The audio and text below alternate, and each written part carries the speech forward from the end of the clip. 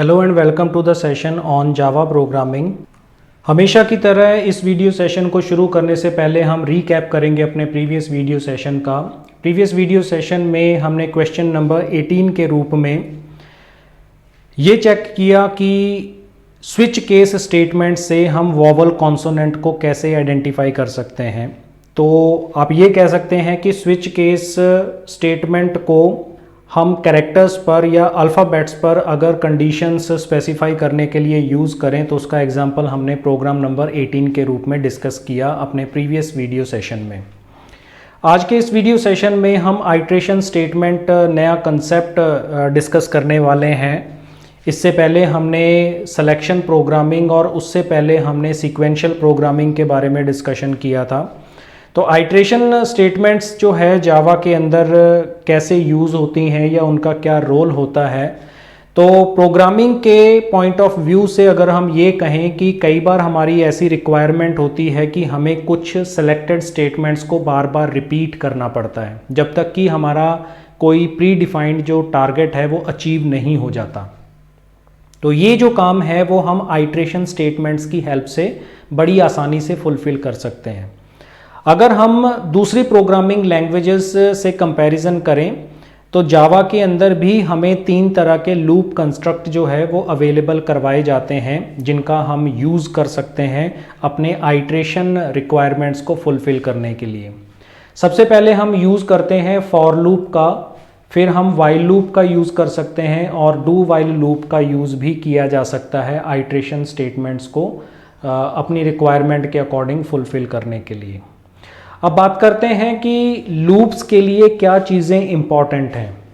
तो ये कहा जाता है कि अगर आप किसी लूप को सक्सेसफुली एग्जीक्यूट करना चाहते हैं तो उसके लिए 3 स्टेटमेंट्स हैं जो ज़रूरी हैं जिनको स्किप नहीं किया जा सकता।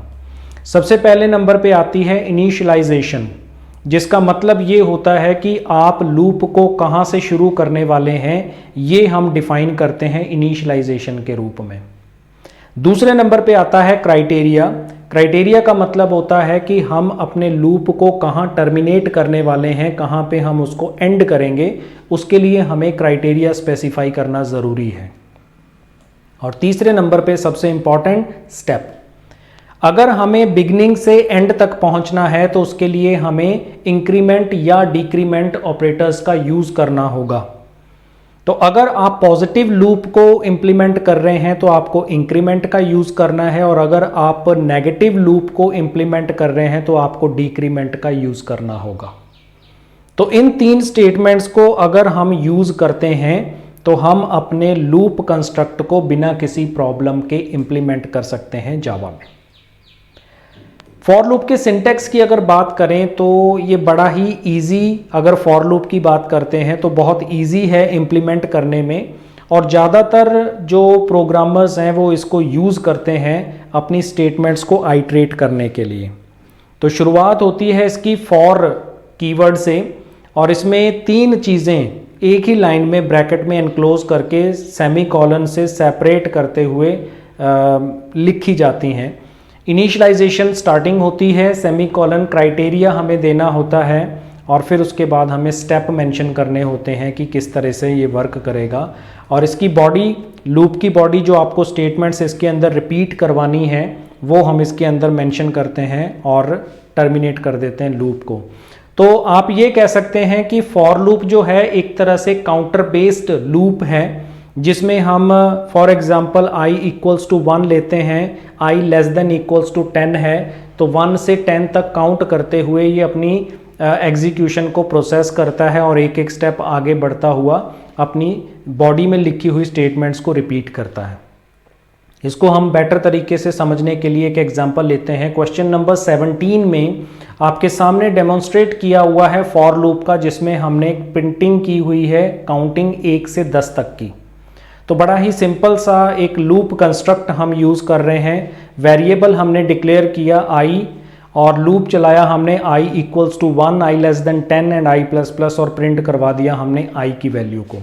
इसको अगर हम प्रैक्टिकली इम्प्लीमेंट करते हैं तो यहाँ पे सिंपली हम एक वेरिएबल i ले लेते हैं, फॉर लूप को यूज़ करते हैं, for i equals to 1 semicolon i less than equals to 10 semicolon and i plus plus, ये हमारी स्टेटमेंट है। और इसके अंदर हमने लिखा system dot out dot print, और अगर हम यहाँ पर i लिखते हैं और सेमीकोलन से इसको टर्मिनेट करते हैं तो यहाँ इसको रन करने पर आप देखेंगे कि ये वैल्यूज़ जो हैं बिल्कुल एक साथ प्रिंट होके आ रही हैं 1 2 3 4 सेम लाइन में, क्योंकि हमने इसमें ln का यूज़ नहीं किया है।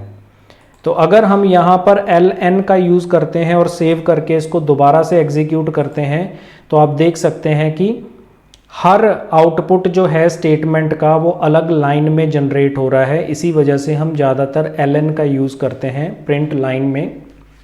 तो हमारा जो काउंटिंग है, जैसे आप देख रहे हैं कि ये इनिशियलाइजेशन है, स्टार्टिंग हुई 1 से, क्राइटेरिया क्या है, लेस देन इक्वल्स टू 10 है। यहाँ पे जब तक कि इसकी वैल्यू 10 के बराबर नहीं हो जाती तब तक ये चलेगा। और i प्लस प्लस का मतलब क्या होता है, ये शॉर्ट हैंड है जिसमें मीनिंग होता है इसका कि i में एक जोड़ना। तो i में एक एक जुड़ता जाएगा, पहले 1 होगा, फिर 2 होगा, फिर 3 होगा, फिर 4, इस तरीके से ये 10 तक चलेगा और उस i की वैल्यूज़ को इसमें प्रिंटिंग होती रहेगी और हमें ये आउटपुट जो है फाइनली एग्जीक्यूट होने के बाद मिलेगा। तो इस तरीके से हम फॉर लूप का यूज़ करके अपनी अलग अलग तरह की जो आइट्रेशन स्टेटमेंट से रिलेटेड रिक्वायरमेंट्स हैं उनको हम बड़ी इजीली फुलफिल कर सकते हैं। अब टाइम है एक एक्सरसाइज का। एक्सरसाइज नंबर 9 के रूप में हम 2 क्वेश्चंस आपके साथ शेयर कर रहे हैं। पहला क्वेश्चन ये है कि आपको जावा का प्रोग्राम लिखना है जो स्क्वायर सीरीज प्रिंट करे 1 से 10 तक की। तो उसको प्रिंट करने के लिए हमें क्या करना होगा, ये आपको एक्सरसाइज में डिफाइन करना है। और फिर उसके बाद क्वेश्चन नंबर 2 में है कि आपको जावा का प्रोग्राम लिखना है जो यूज़र से लिए हुए किसी भी नंबर का टेबल प्रिंट करे। तो ये 2 एक्सरसाइजेज हैं जो आपको सॉल्व करनी है। आई होप कि आप ये दोनों एक्सरसाइजेज को सॉल्व कर पाएंगे और नेक्स्ट वीडियो सेशन में हम इन दोनों एक्सरसाइजेज के सॉल्यूशन के साथ एक बार फिर हाजिर होंगे। तो इस वीडियो में फ़िलहाल इतना ही। Thanks for watching. Keep on learning with us. Stay tuned for upcoming videos and always stay blessed.